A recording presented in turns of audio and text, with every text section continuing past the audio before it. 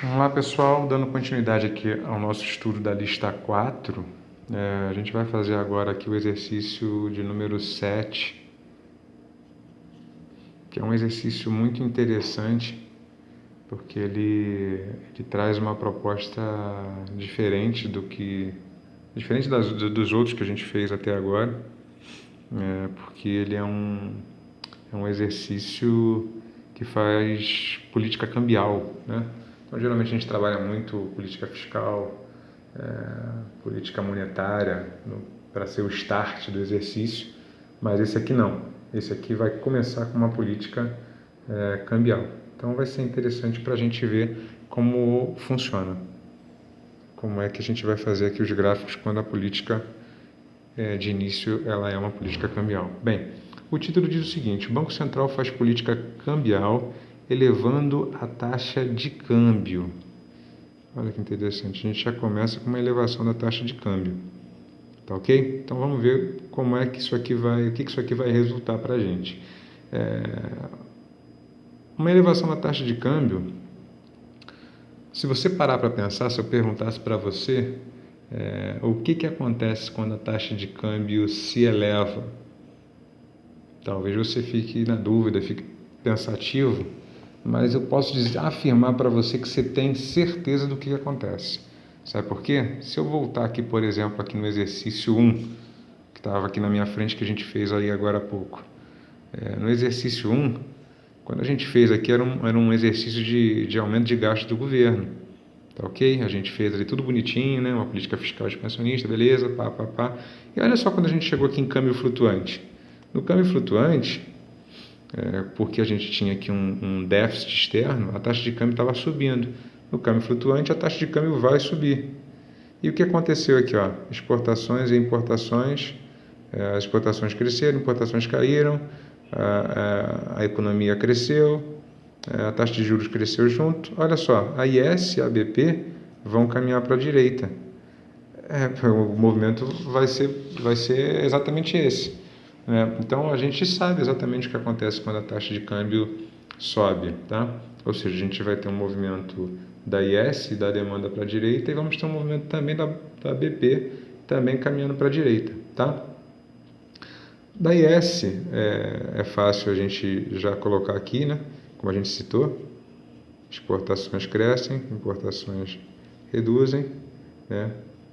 Com isso aqui a gente vai ter Y crescendo, R crescendo, tá? Que vão fazer a IS e a demanda caminhando para a direita. A gente podia fazer também aqui a receitinha da BP, né? A taxa de câmbio subindo, que é basicamente a mesma coisa, né?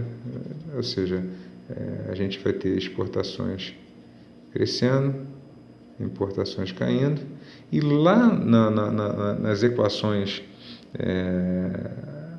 da BP, né, quando a gente pega lá a equação de equilíbrio da BP, a gente vê que a BP ela é formada pelo saldo de conta corrente e saldo conta capital, correto?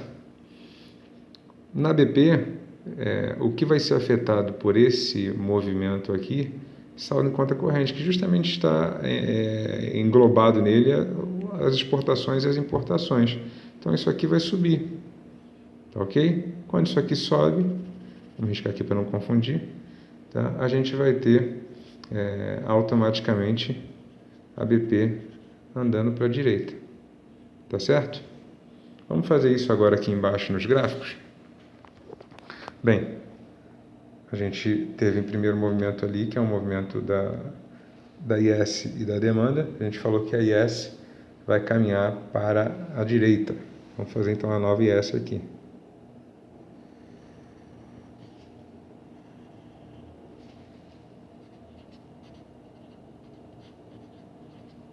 Ok? A gente vai...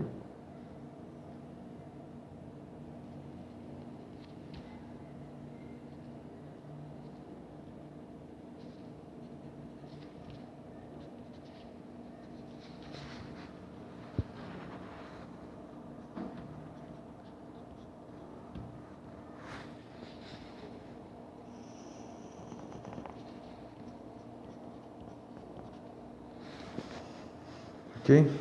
Então temos aqui a nova IS. Para por aqui? Não, não para por aqui, porque a gente viu também que a BP também vai se deslocar para a direita, tá certo?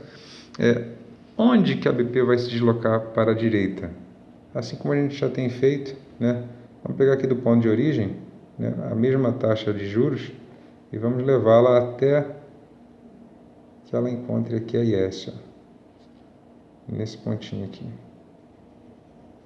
Tá certo? Vamos construir aqui a nova BP.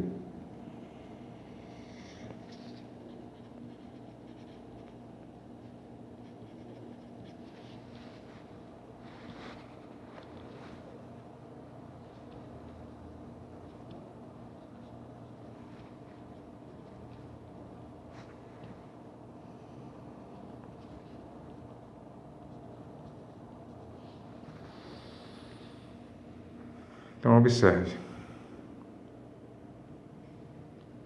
A gente tem agora um gráfico nesse formato. Quando você olha para esse gráfico, onde é que está, nesse momento, o equilíbrio interno dos mercados? É aqui que talvez a gente tenha um problema, porque a tendência que eu e você vamos ter, a gente acabou de fazer a nova BP, a tendência que a gente vai ter é olhar logo para esse pontinho aqui, correto? Acredito que você deve ter feito isso, né? Olhado logo para esse ponto. Pelo menos para mim, é o que chama a atenção. A gente acabou de fazer. Pô, acabei de fazer a nova IS, acabei de fazer a nova BP aqui, pô, aqui tá que bonitinho aqui o pontinho das duas se encontrando. Só que calma, você tem que pensar que aqui quem está se encontrando é a IS e a BP. Então a gente não tem um equilíbrio aqui nesse ponto aqui do mercado interno, não é aqui. A gente tem que procurar onde a IS e a LM estão se encontrando. Então, depois de fazer todas essas novas curvas aí, o ponto de equilíbrio interno é esse aqui. Tá? Que era o A0. Tá ok? Tá bom? Então é esse ponto que vai servir de referência para a gente dar prosseguimento ao exercício. Tá ok? Observa que esse ponto ele está à esquerda da BP, que a BP nova é essa aqui, ó. Ele está à esquerda. Tá? E se está à esquerda, a gente tem um excesso de oferta. No caso da BP, um excesso de oferta de divisas, né? Então, se tem muito dólar sendo ofertado no mercado, a gente vai ter aqui uma taxa de câmbio, né, que vai ser pressionada para baixo, né? Tem muita gente ofertando dólar, né? Temos aqui um superávit. Tá ok? Tá bom? Então, a gente vai pensar aqui agora no que vai acontecer com nossos pontos de equilíbrio, com os mercados, com o equilíbrio dos mercados, quando a gente vê ali uma taxa de câmbio caindo. Vamos primeiro aqui, câmbio fixo. Tá ok? No câmbio fixo, o que vai acontecer tendo esse superávit? Bem, no câmbio fixo, o Banco Central vai intervir na economia. Se tem muito dólar sendo ofertado e a taxa está tendendo a cair, o Bacen compra divisas. Tá ok? O Banco Central compra divisas. Quando ele compra divisas, ele vai comprar o seu dólar e vai te dar em troca reais. Quando ele te deu reais, ele está aumentando a oferta monetária. Tá ok? E isso aqui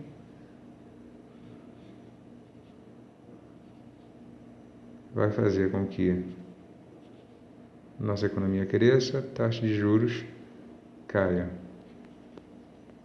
A LM e a demanda vão caminhar para a direita.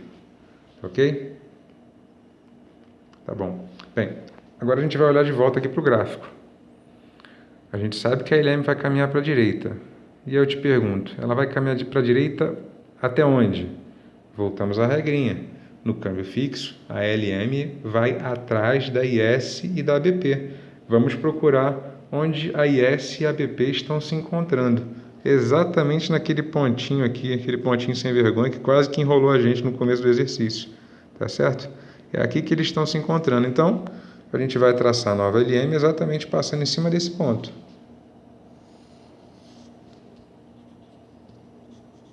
LM 1 de P0, tá certo? Nota, voltando aqui, inclusive, para a mesma taxa de juros do início do exercício. A gente já traçou aqui, já está aqui também, tá certo? E aqui termina em câmbio fixo.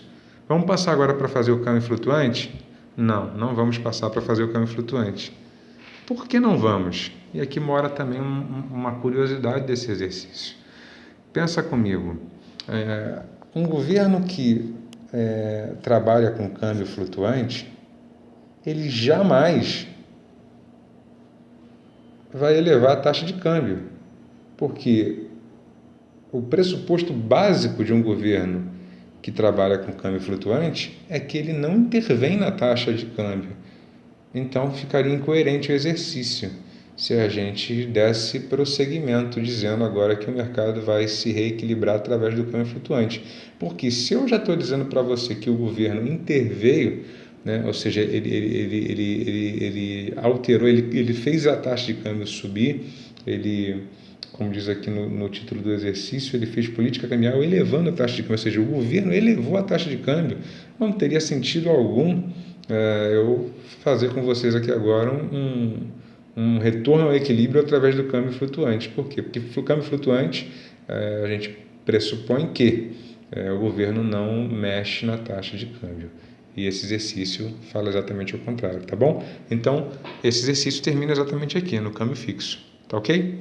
Um grande abraço.